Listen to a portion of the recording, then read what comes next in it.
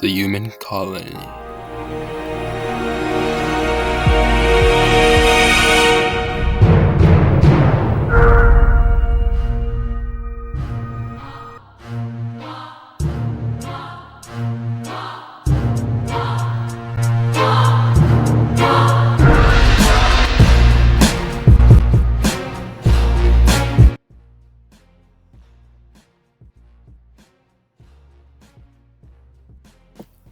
Welcome to Blaine.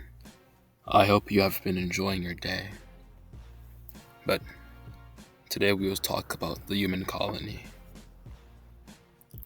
Sometimes I can't help but to draw parallels between the human world and that of ants when I ponder over the purpose of being human.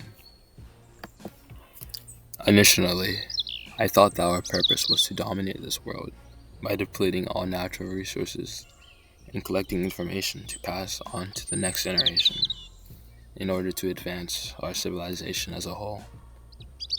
But as I grew older, I realized our purpose is likely to experience something within our limited lifespan. It's like an ant colony. If one of the worker ants were to die, it wouldn't make a difference to the colony. But if the queen were to be killed, the colony would be thrown into utter chaos. This made me wonder, why would we spend our limited lives contributing to a system that is so unpredictable and subject to change? And the answer to that is that all the efforts that the worker ants put into the colony slightly reduces our collective suffering. It is important to be aware of your place in society, but don't let it dishearten you, because without the working ant, there would be no colony.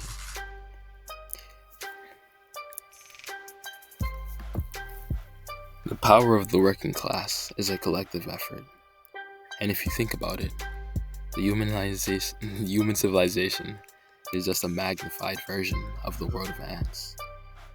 In other words, the efforts of each individual may seem significant, but when taken together, they can make a huge difference in the grand scheme of things.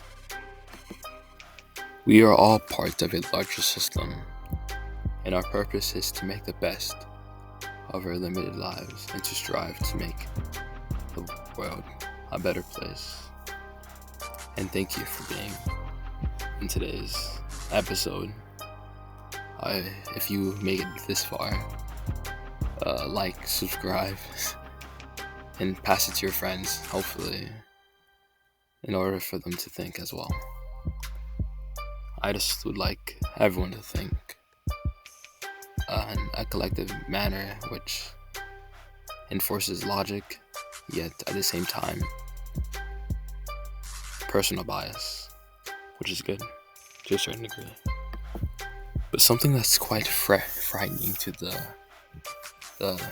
development, or like the idea of democracy, is that it reaches a certain point that democracy relies on the people. And if the people become uneducated and they have the inability for them to think for themselves, then democracy as a whole is threatened. And there's a potential for it to be destroyed if the people can't think for themselves.